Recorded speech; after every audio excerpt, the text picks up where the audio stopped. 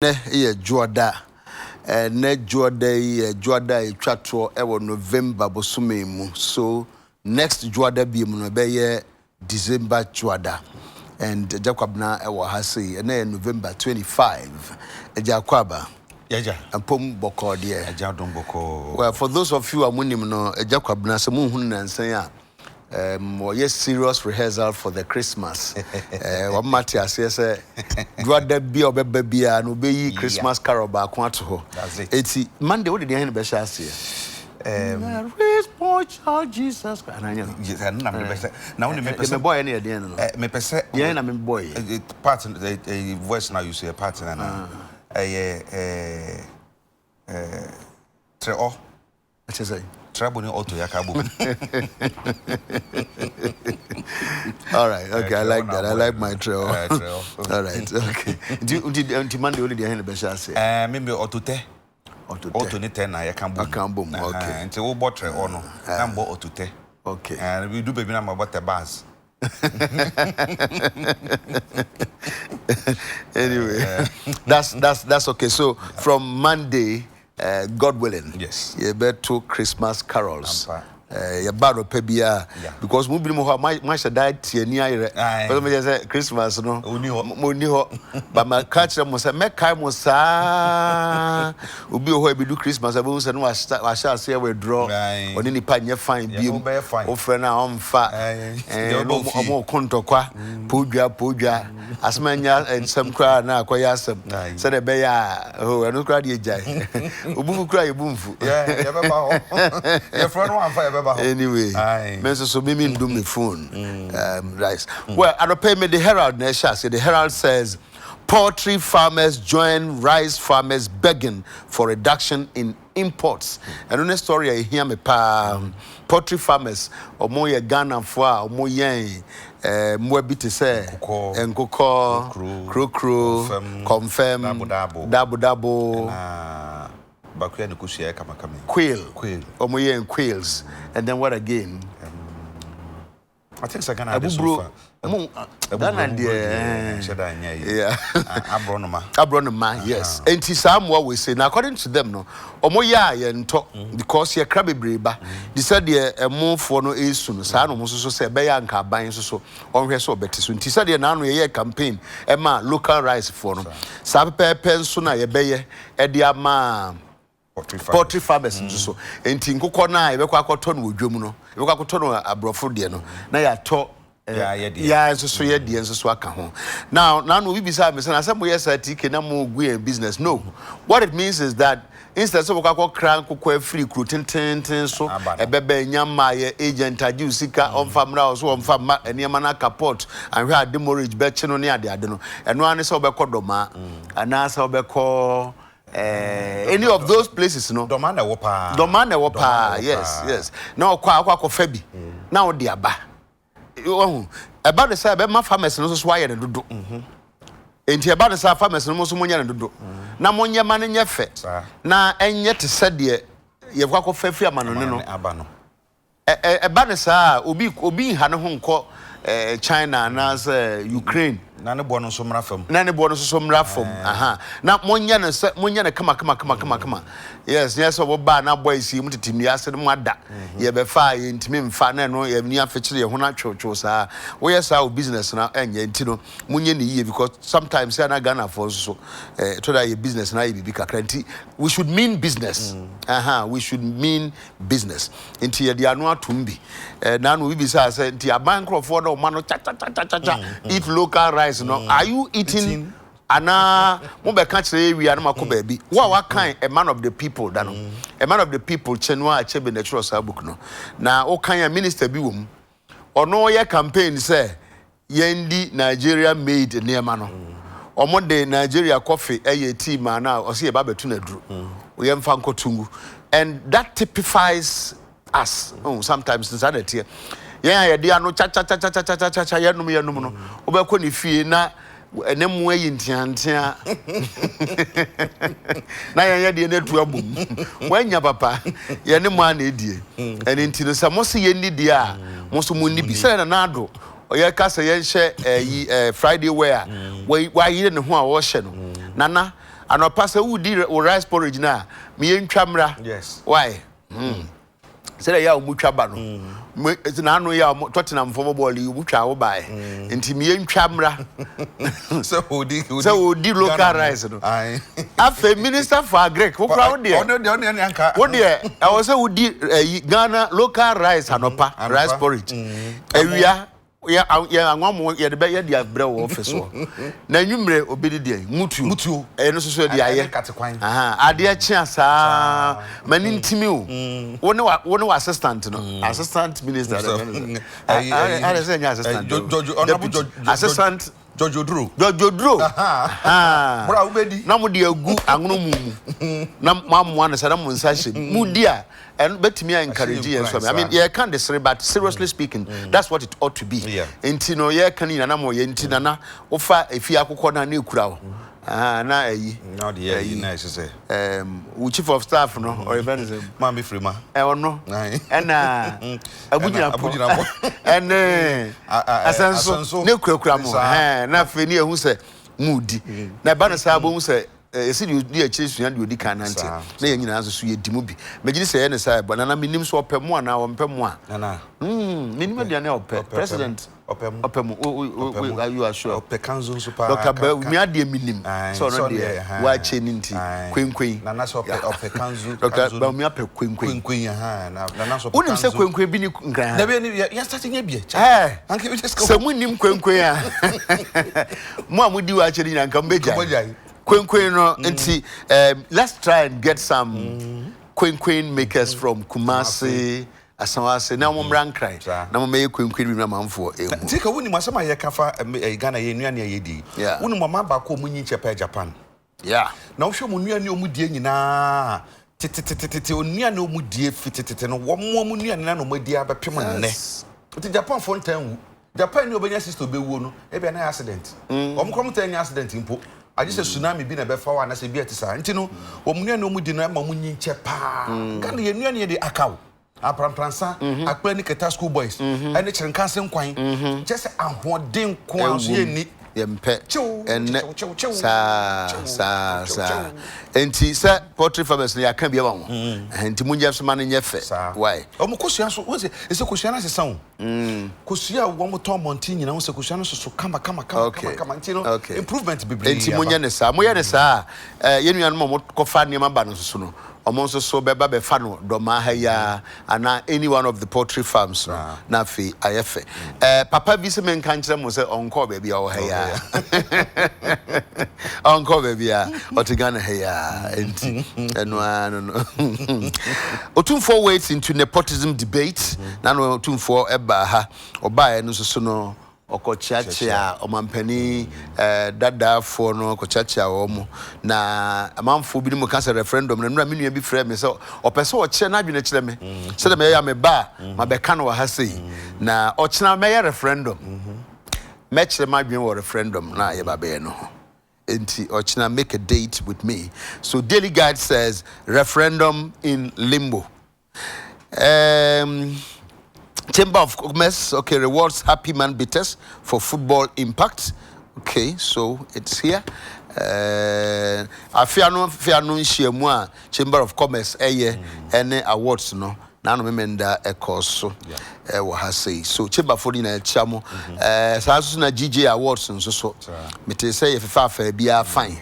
Ghanaian Times, the Spectator sweep. Okay. Media houses in Obias were sweeping. To want to sweep. They say despite media dominates. Ghanaian Times says that they have swept. Daily Graphics is so. Whether the okay, I'm gonna say Doreen Hammond is best journalist as graphic journalist dominates. Almost dominate. Yeah, dominate. Almost dominate. And at times sweep. Almost sweep. Okay, cover for the areas of almost so multimedia. Minimum almost so. Winner takes all. Threat to peaceful coexistence. Vice President and this also me Atuja. Kevas runs amok, ignores arbitration process and breaks into controversial school of business block. Kevas no yadio nti mohwe na manya na ibia. Okay, so that's the University of Cape Coast. Daily Post says, hey, too fun to mano. Papa. Oh my God. 2-4 visits Mahama. Yes. So when Penny Maham so person also challenge you 2-4 also born him. Yeah. So also challenge you know. Okay. The Ghanaian publisher says, hey, was it state media sweeps DJ Awards? Publisher na momo must state media sweeping. Whose publisher is this? Where near Yaudiano? Where near Hey. Where near Yaudiana? Hey. Yaudian you. Yaudian. Yau now say. Hey, Yaudiana. Ya kucheji sweep no. Na fear the best. Na fear the best. Dominate woman. Na yen dominate. Otumfo urges electoral commission to be impartial. Matese yese commissioner bi ko kan say yen 2 years. Mintie ye na say ampasa apa dia commission wa anya de. We referee na be bobo na say Aston Villa be share Liverpool. How? Referee na free wenu aba. Oh David yes wa anya de say ampasa o kan sa me mante ba matete te say say ampasa apa dia. Nyampa. Tika bibi say no sanka o man bi ankasanka commissioner no kran ko be resign. We cry. There be high resign. You know. There be you know. Say that's one analog. You know. Extension of the National Fiscal Stabilization Levy unfortunate Abdallah Ali Nachia and Adekye. Anything about Ali Nachia? I have interest in it. Yeah. It's here. Utumfo caution CC ahead of 2020 polls. Yes, now no binom the petition akwa komo mampani say o mampani hwe na yema marijuana enye legal na minim se ne dua no ana se ne nom no ana se ne de ben na omose no prove Atiwa is out of bauxite deal NGOs to government and you will be judged on the economy not free as Otumfo says to government and introduce corruption education if CSE fails Ali Nachia again. Then the new publisher says that Galamsey Queen brothers arrested. Funeral in Oti region turns bloody. Yebeye sa story no. And minister's bodyguard in trouble over missing gun. Yes, minister be ne bodyguard. Ne pesla ida. Asem we party. Civil society's back auditor general blast government-sponsored Yoko action, and Zanato tax-free SHS, and a free SHS story because Matisse say bind it. Metal beds and tables kwa komo. Say some party ani bisa say schools now must say parents in 2 years gano phantom empano which is which yes Otumfo CC to be impartial. Doreen Hammond is 2018 GJ Journalist of the Year. Dr. Baumia cast sword for 69.5 kilometer road. December 2 tariff increment was agreed in 2015. Otumfo waits into December 17 referendum. Ebeka wants a deputy minister jobs. NDC over Dom Levo and an MPP chairman whips up support for December 17. Something. And then more Ghanaians call for no vote. And government to change lives of journalists through capacity enhancement program. Oba kasa one penny mama pension. Omo kasa mo twesika bia ma journalist. Away. Wo say? Say sika no. Okay, ekọ hen na ye hu hwe. Me ko bi samra. So me ko bi samumre sanse me kai pa. Ko bi sawen. Wo say, "Hwan po me bi sani?" Information minister sabre no. E na aban we so ba no so otoa so ana say sanity. Accelerate rehabilitation of Western Rail Line, a Ghana Railway Workers Union, and this is me atudwa. Railway seminam say ya chedodo. Eja mediasi ha say. Ye be sports. Ye be apomudin ho nsem. Eja de kase bo no ebeba. Enekra de na menka. Ene me ni hwe ka. And that me ni hwe ka no, me futu ni say sometimes say wu ni hwe ka menka hwe. Yes, because yes kasenti. Now, so can be. We'll be sending you message, no who you won't come for one.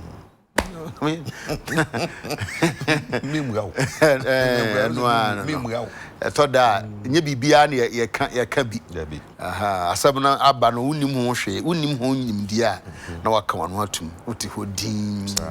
Because there be a while, there's time for silence, there's time to speak. I thought that ye programs are here.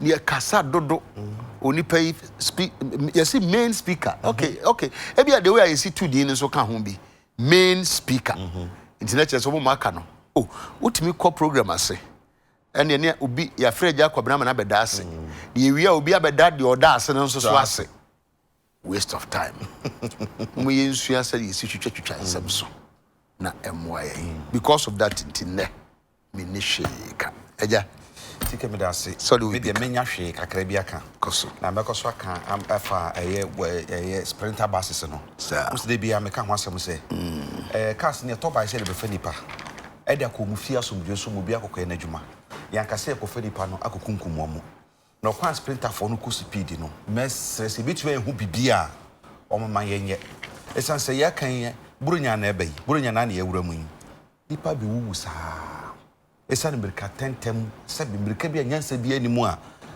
sprinter for etuti nti ye besre se saa eye fidie ya police for digina kwa hwe se ku speed dodo no ye friend sample omunim ha say you know speed gun speed gun bra ya to cars na ma police for so mo for patrols no mo pe no bi so fama police for na so mo gina kwansa so ko wo fa speed ya dey ache no titia na se betumi ayempo na ketumi adwoso sprinter for nas relator na be disan ke betumi aboa papa ama kwanhye bebriba etasie no atumi abrase kakra sense sprinter for na dia no pe ye nim he ya okra no baka se jama mo ko meka na so mo ko Israel baby akoko ebibi na say it's too very very much na go dey yo may I me ne hweka that's it adishima me ma nyina chi bio ma kwa baba UTV so adijusuma kasebo na yedru so asere PSA na me de ma boafo madaro mena no peso masene e ma me de kasebo no ebremu this way chocolate drink and the coffee drink ka ho ana peso ye ba na se bia dije ye ne mu aye kama serious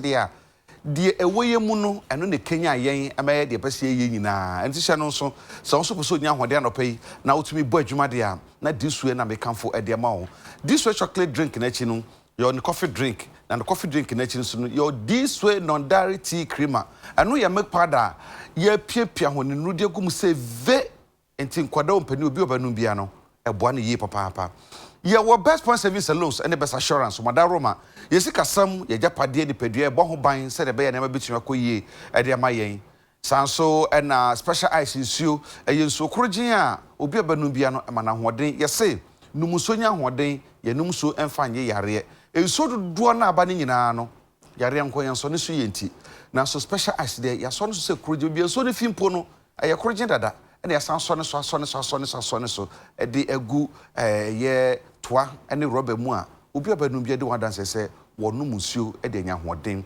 your special drink flavors ni ensia ye de bakwa beka ho ye for special fun time eno anka musuo de ene ye de aye ye nima ye nyina no anya flavors ni de gugum na mu strawberry na kasa na ye de aye orange na kasa na ye de aye ntimo hye no so man pa ye onit fufuo simenu pena fufuo ai ready na no pay ebobe no nkru no ndo betu dibi nkwan bi a de boss amempa ne kire nkanse nkwan ene koyi pa de mamen na for you to nchine so da romantic nkompo ebo ye minimu nkwada adwene mu etumi mie nyina no hwim ye de afiri onwuma koyi ene mo so masra no pay e mame eja kwabna me de kasebo no bremu afi emu nsam nie Omemu police sahene Ura James Opon Buanu wakwa kwada dwumadie bi edi ewo manso adubia ene se police station a ewo ho no wakokoda na di edi ama amanfo a ewo ho se de be ya bambo ho nsem ebetumi akodani Director General of Police Ura James Opon Buanu akoko machine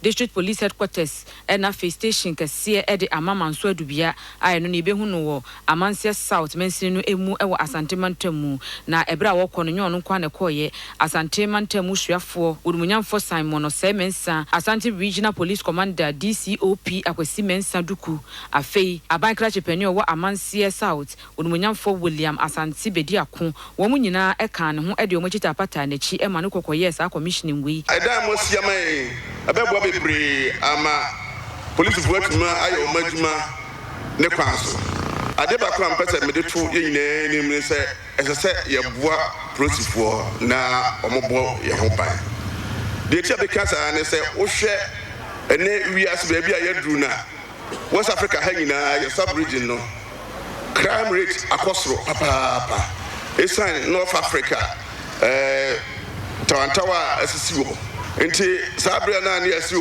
mo na mo so mo ye police fo enti mo ban ne ye hwɛ mo no atwam enti yesrɛ mo nyina mo modia sɛ mo bɛboa police fo no na sɛbe ban bo a emu adi ye de bɛma amanfo eno che na santimanta musuafo no munyamfo Simon Osemensa kyerɛ yɛ saa dan kɛse we yi ɔmo de aba besi wɔ no mo de ama posifo yi die ɛbɛyire bambo mu nsɛm paa wa rehyem kɛse sɛ ɛnɛ sɛ nyame ya no na yɛ dan saa district police quarters yi adi wia na IGP wahai ɔne ne mpanimfoɔ nso yɛ yadɔ na ɔmo de apolisifoɔ no bi bɛka ho na ɔmo man akadeɛ ɛde sɛ ɛhyɛn a ɔbɛdi bi akɔneaba ɛde nneɛma ɔno bɛyɛ adwuma no nyinaa ɛbɛboa ama bambɔ nsɛm a ɛwɔ nkɔntɛbɔ ha no akɔ so. Adekye Nsroma Vehicle Dealers Association of Ghana Vadag for Ako Police for Nanso no Makudin sa so sena bebusa boy da Vadag for no police for ntem no ebetumi akodani. Eric Boateng ya weye president a woda Vehicle Dealers Association of Ghana kuno ano say wo mo ba ya no mo nante sia ne say bosi sahene foforo eye James Oponwo no wo be ma na kwa ba na fe so wo mo haw bia wo mo ndamu se kuno de ato nanim ye wo haw bebre e we dwumadie ne mu ni na akodwie sende wo be ko social media na obi de ne car ato na car no no anem ntu mutu ina on so sai nipa na ode to wo na ubisa ne 20 Ghana kro nya bi ma wo eno ane say ye garage awo ho no baba oso obi so ope car na oso obi twa car we particular ne picture sene no mfa ma no de ti bi so ma ne kwan o twa picture ni wi a no de akoto other social media so or the contact no ma ne bo a wa wo de ma no so no wate bo no so sebe odekoto obi susu nya daje na wako garage akohwe ka aope nti beba ne so ko social media no so hu number pe na wafre we nya custom officers bi wotama omu ina so am say edwuma omu ye omu de gu edwuma no fi na akoso a ama sisi union ya tena say ye nhwe ne tracker sa Director General awoda MTT dikono ano e Ghana Police Service Ora Christian Tete Yohonu wono nso kasaye. Let us be careful. They are not actually fraudsters, but they are criminals. And so anything that you feel it is very suspicious, quickly just alert the local police. And then the police will also give you the security advice. But the ordinary ones, you have to be very careful so that you don't find yourself into, because of the advert of what? Social media. And then this Tonaton. Most people, when I was a regional commander, most of the people who have been defrauded, they use a system called a Tonaton. You want to sell your car faster using the social media, but you have to be very careful. The social media can also be very dangerous in whatever business you are doing.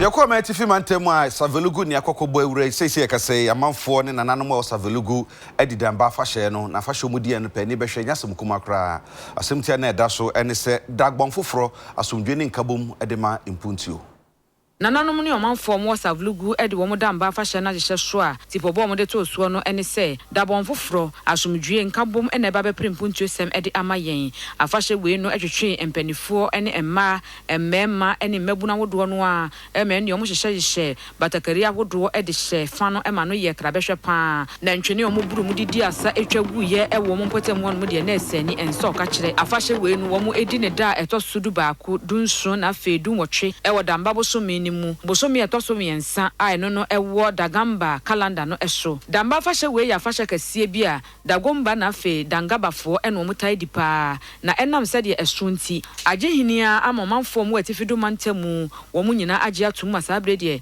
mampurusi na numba gonja wala a wo mu ewo atifi atoye mantemu no wo mu nyina ehye safa ne bi na sade amamre etie no wo hene ne betena ponkoso na afe watum pasa e de akwakosra na nanom ahemfo ahodo a wo mu wo musu awodo ababetina ne nsa aseso nyina ifie bebre ni a yehu bibi saada nfala wa nyina omo hu bida nesese de ni age pa de bomba nyina ya nya asumdwe ye nyina ye ni age ultimu so bia ni aje na de ba ko ne yepe yenya development yepe se kroma ye ni je afeso a obia betumi aba besa ye damba ni ye ni aje pa so obia pie no ye dwumaden adone ye wo wa ye nyina obia ye kuyeni ye pese obia pie no ye dwumaden na makro no ye tumpo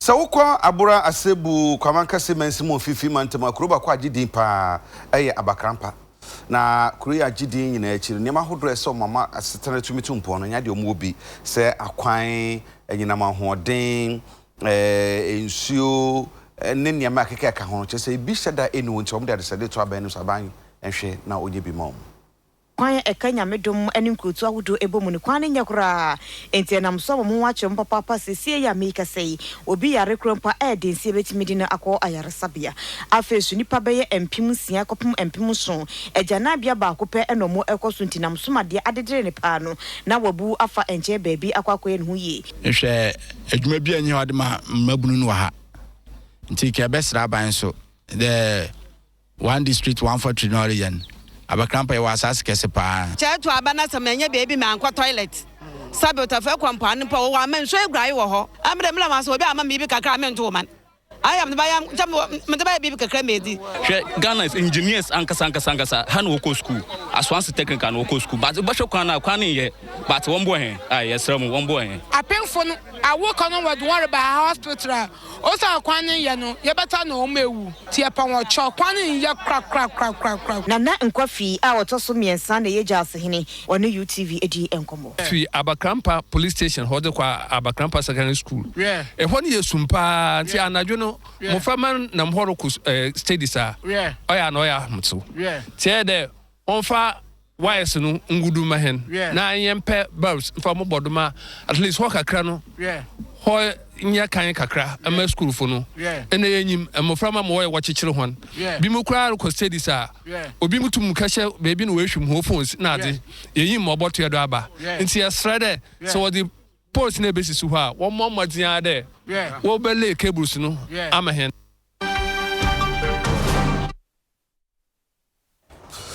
Adesheba mahana brema makwan na adesosoma kasebo no medi ebesi me fasida ema boafo isu masia no pay special drink ka ho special ice ka ho this chocolate drink and the coffee drink na fe this no direct creamer anu am pada sonko eno so ka ho be best point service salons ekraye mu best assurance ekraye mu nit fufu ene yuto nchire mu na eboa ye mam de kasebo no ebremu midin ade eja kwabra meje mama tiki amade de aka ni na atos original so my na talking about roads over the weekend we to quite call achim esuso na ufri asabankese eko across no kwan no enye kra ekwan ye guso but the sweat tutu minim say ye twa makwan ni nyina so tutu ansa na ba yakoboka ba be ya said isitie no there are no cautions no warning signs on the road and so what happens is we are driver na wunim so a eno an say wo kosa na pempan sa I don't think says I know say ye jai kwan man yes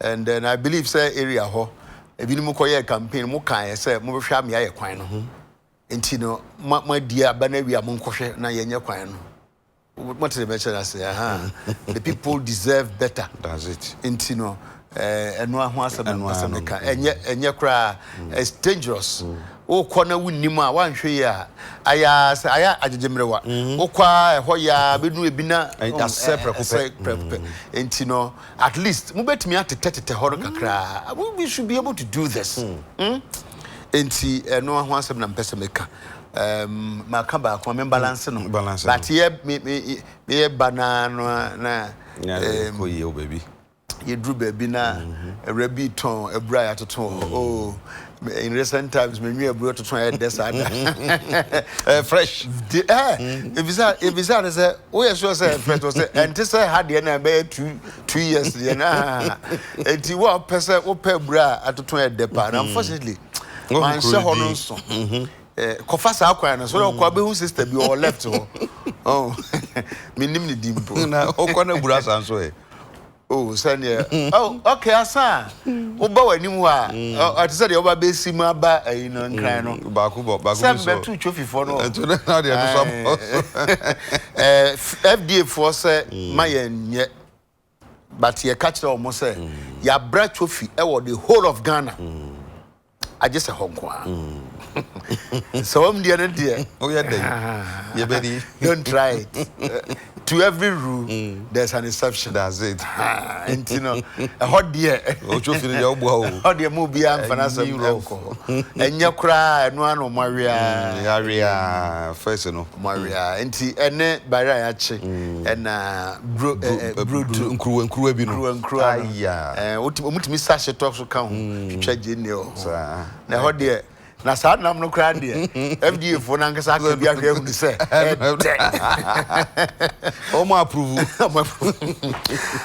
Page 3 of the Ghanaian Times says 4 shot dead at installation of chief at Pai Katanga.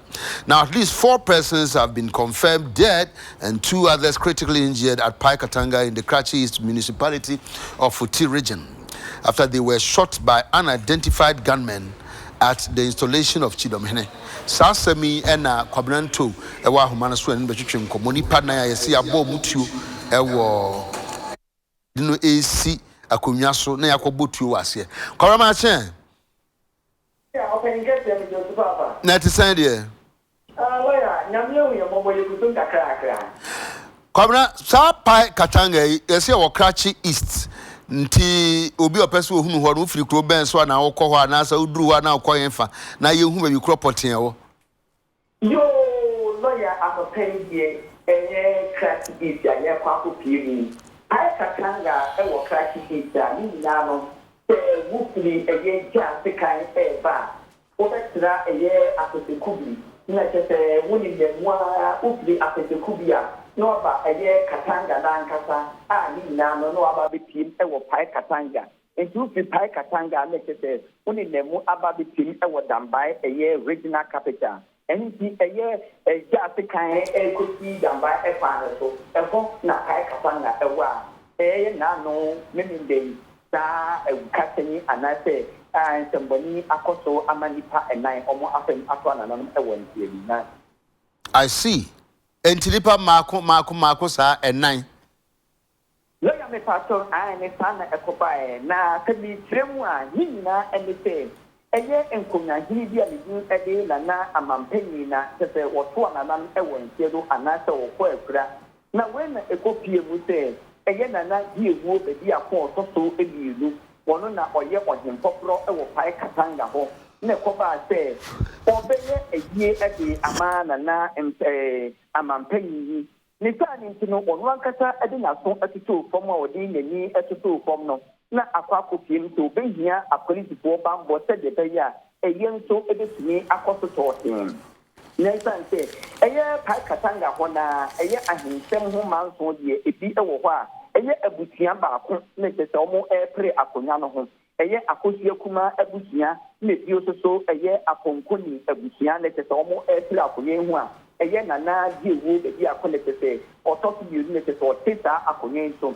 asemi bokra lawyer metre ewo court a tese asembibia omo ehwe adidie akiye ema house of peace also ashama afidie aba na when the copy say eyiyoyi ekoso ape ni paponi fo bi so free omo atire mu a eye dobro ba ibi na okuta enye dimma yawo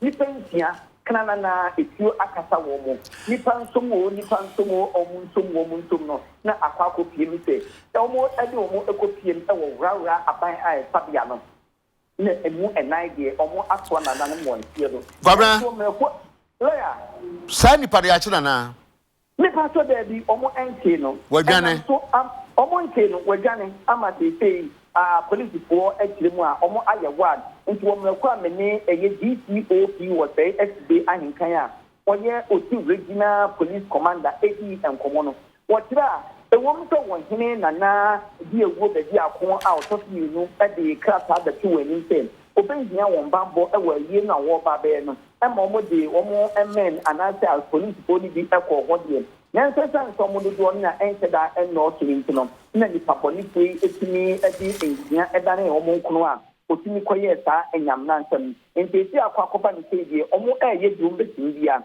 sɛda ne nsensɛnsoɔ no nipa bɔne fo nso so ɛnsa ebetumi atɔ ne mu na etumi nyina nkɛmfa no ɛyɛ mainstream commission over mo nyakɔ papa gelima me ankasa me ba na mo ɛne ne kodi nkɔmɔ otem ɔno akɔkɔ municipal security council jemsɛni die wɔyɛ di obetumi bia ɛma nipa bɔne fo na wɔyɛ saa ade yi so ɔmo ebetumi asɔntie sɛma no guso a me kasa die o metie ɛwɔ pai katanga ɛwɔ ayɛ din amanfoɔ tɛsɛ ɔmo epia ɔmo eturo ni na nkɛmfa no a police force so aba bebu ekurom ɔmo ɛhwɛ ama yie so atɔ yie nti sɛ die nipa na wo ti sa nyamra nsɛm ne die ɔde ne ho akanyira so kwabra me misa sɛ apart from mo we ebinim so prepare ye pictures ye hunu che sɛ ebinim prepare me so say nipa mi nu ɔmo ɛda so ɛwɔ wura aban ayɛ sabia okay sɛ adoctor fo egu wɔn so a ɔmo ɛhwɛ wɔn dende ne ɔmo critical condition broni bɛsie a sɛ akɔakɔyɛ nsɛm nyɔmpo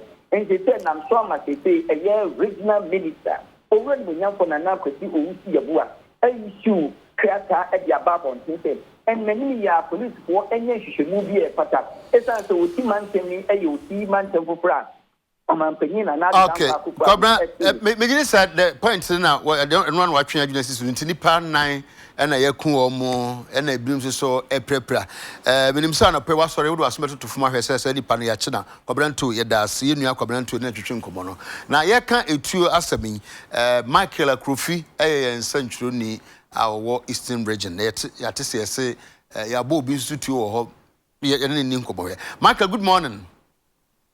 Yeah, bro, Winnie. Na te say nyame adom bibia e boko.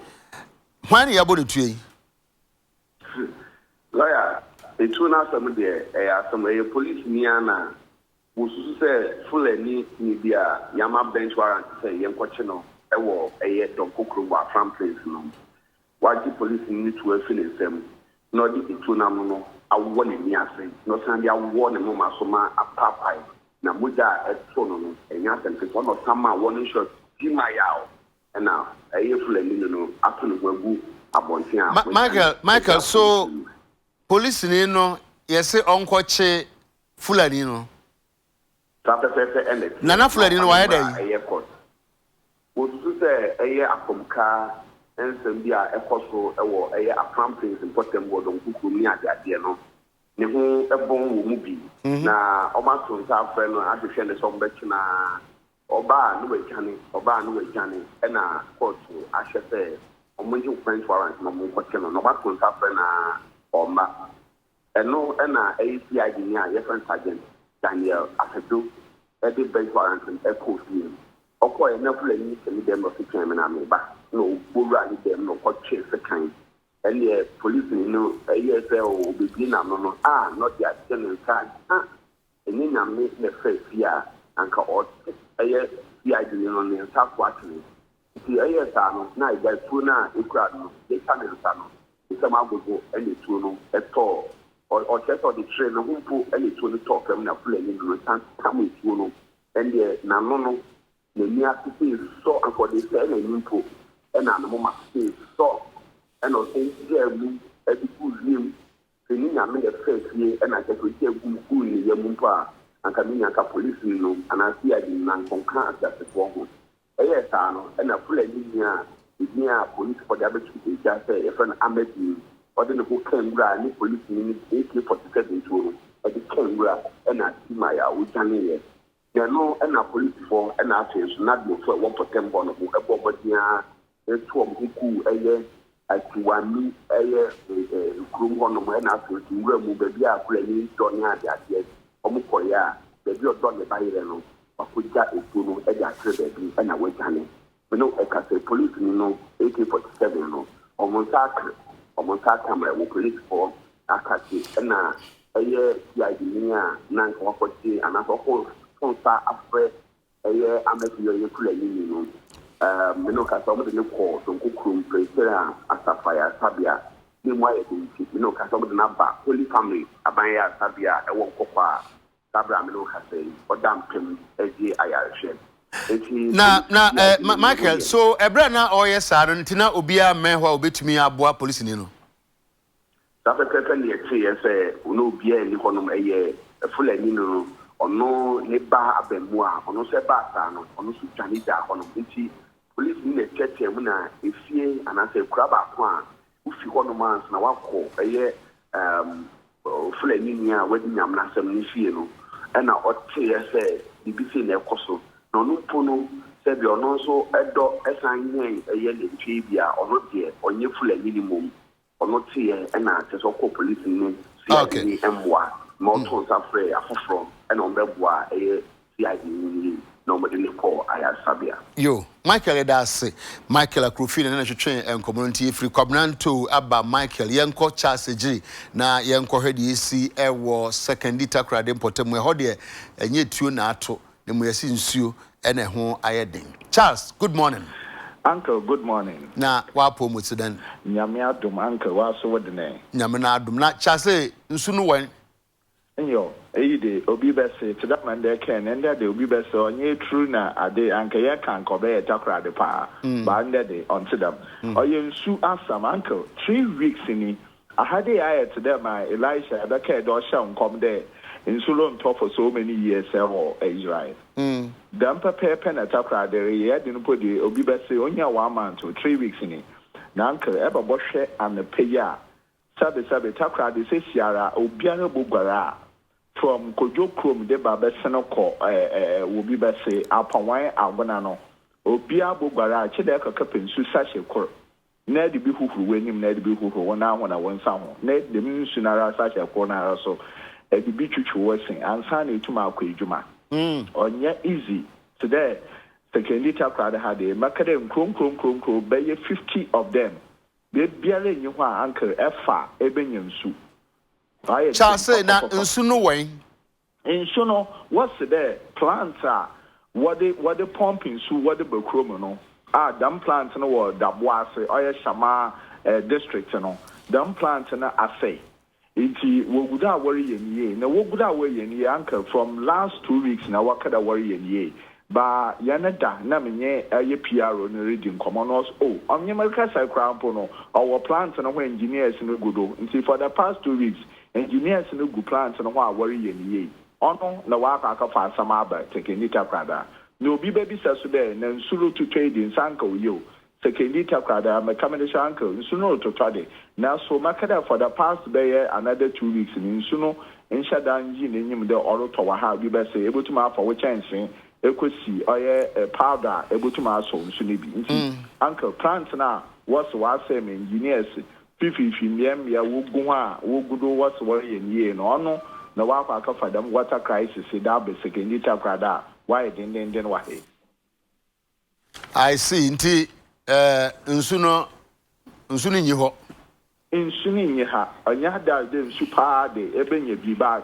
nkofo hope awowo we segenita krade say ayin de MPP for ba be one national women's conference nti we believe them penyimfo na ara ba segenita krade he de multi biara won ho ba pepre ho ma order we ye bia safoforo na order wokoto a wa to wada ba because wanya da man penyimfo na ara wo ba hampa obey den da hono wo benyin nsu egwa na so mdem yenyim Ghana asetna no de penyin reba krome there multi biara no wontu menhwa ma no ono ho nye fi nti multi biara mo order we ye bia wo be ye ono ye hope nti yenyim de enta ma weekend end de na se nyame aya do penyin fu na ebodu ma nsu na abama ehia na ye wo kro no mo nsu yenye bi egwa na Charles so boka se plant no what you say den plant no plant no what plant ni ye ma ehu de kwada boasa hone na river prano ono ni ye source of water ono na ye di ye nsu nti plant no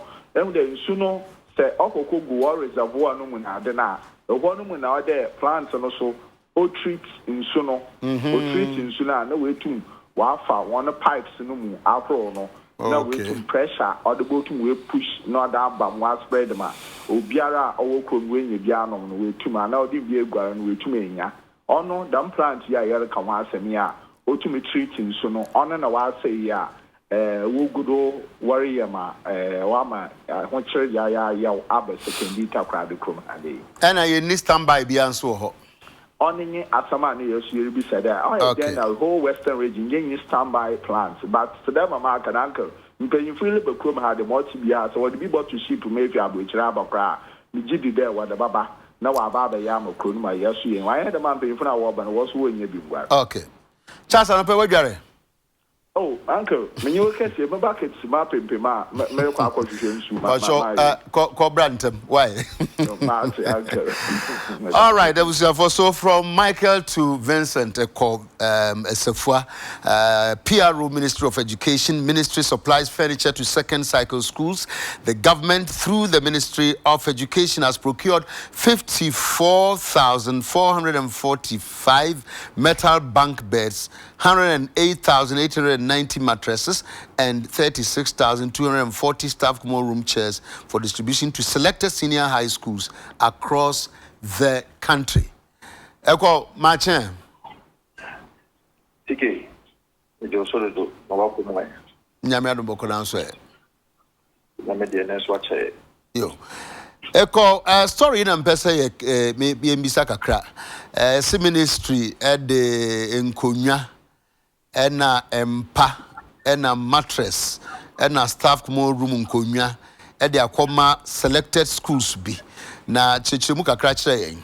First of all no adentina yes selected schools na ewia others question bi so ho a na ya bisa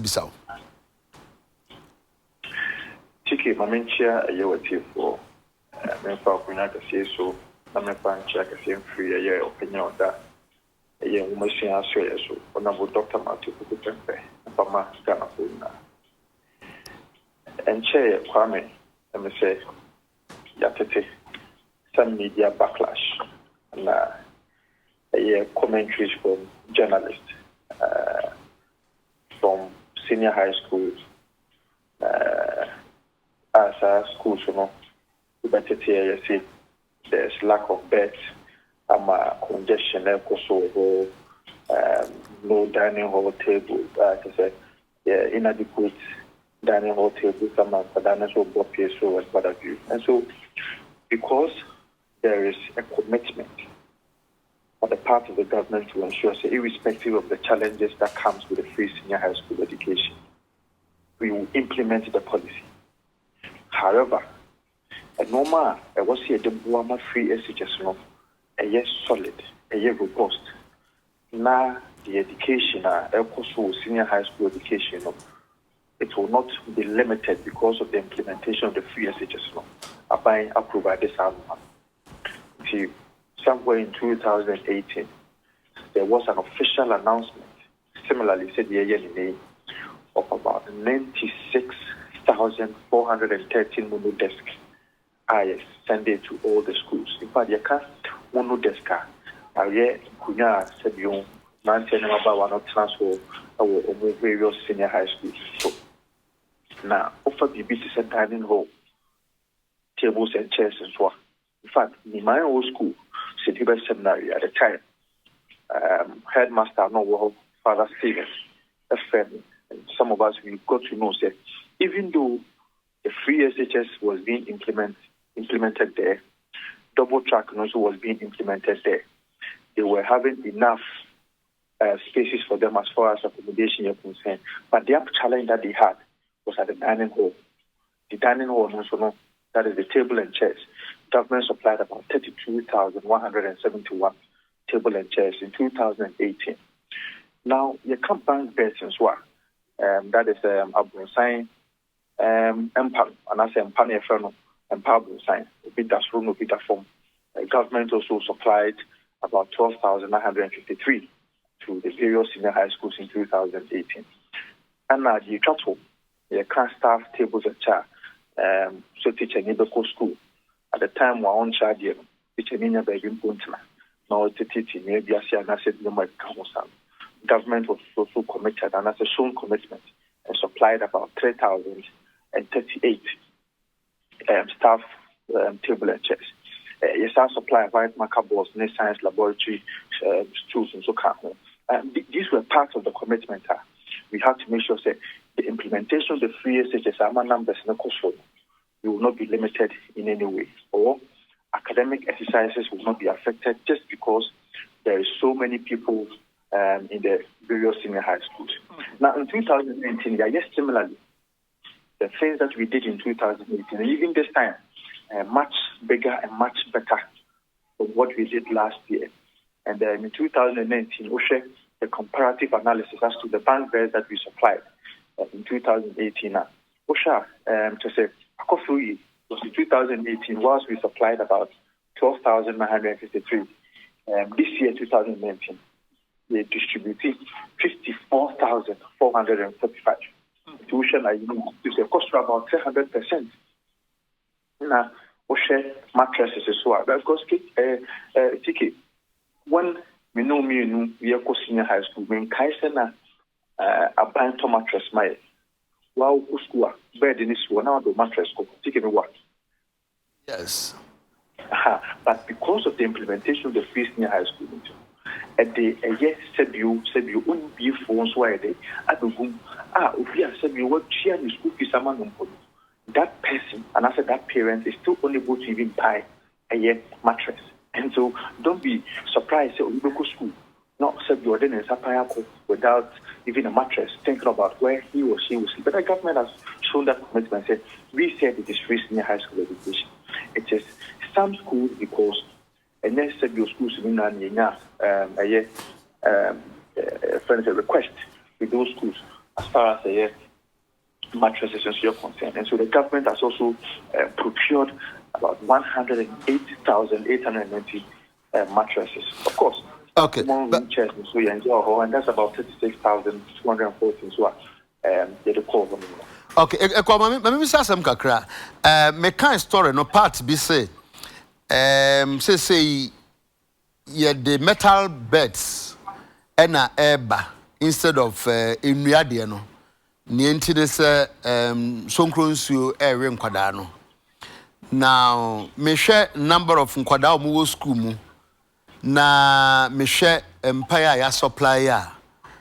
Abaya body home modern we cry there was third me cry me share say from 2018 to 2019 no as the 2019 the ya kwakwa 4 times if not I mean 4 times but still we had number of nkwada wo school mu ho ene 54,000 na say policy ne say person change na to metal beds na just say we kwantwa pa o well TK I need you say me woman say it is not all the schools and I said you more empowerment as we are. I can speak for my school and let me I can say for my school say the best seminary I'm a core from those days so many years ago and pioneer that's what say the best seminary to patrol not one year metal beds and there are some of the schools who have been using metal beds from the days of old already. But there are some of the schools in Soa said we almost use and it is those schools na to phase out the kind of beds, from those schools. Said they be replacing. I mean, the beneficiary schools, list no the ohoro no ana say be before be because minim school be omudi ni sa list mu a me anka sabede mani akwa hu almost so use wooden beds. To the extent that parents cry, can't parents say, "Oh, mom first camera no moment top metal beds." Well, CK, let's now provide or share a graphic reportage. But the ministry also issued a statement. It couldn't have been exhaustive. You share less now providing among others. So there are quite a number of the schools are falling under this kind of distribution, but it is not just what we have listed, because what we listed is because of space, we couldn't have listed all the numbers. And so we know that most of the schools benefited from this particular gesture. Now, so me say schools na yemfa say omon kan list yi ho.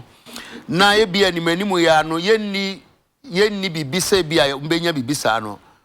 What do they do? Because so kwa almost mpa no nnuane metal afra. Omo asesa ni nyina nkwa kwa metal a wo koda dade mpa so a ebe free nnuade no ma ba bewe. Sa schools no then arrangement na ho I was almost so they umbenya they will be ibi. Well, the only arrangement that you could do to ensure say fumigation because in 2018 the government paid for 688 schools in fact Ghana has schools it's almost 700 and buying each year 7 companies and 7 companies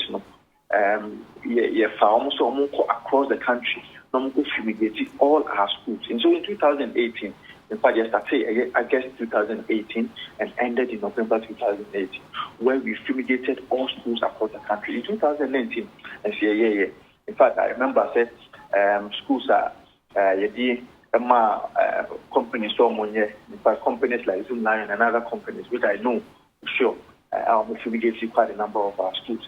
At the time, Makamba for some schools, when they created or they exaggerated some points, they were bedbugs or senior high schools. But at that time, they themselves didn't even know that those schools have already been contracted to do more fumigation and what have you. And see, the only way out, Titi, is to ensure safe fumigation.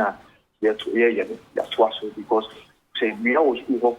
And I say, then it means that it is prone to a bed back. And I say, the only way is to mitigate if there is absence of a metal bed in senior high school.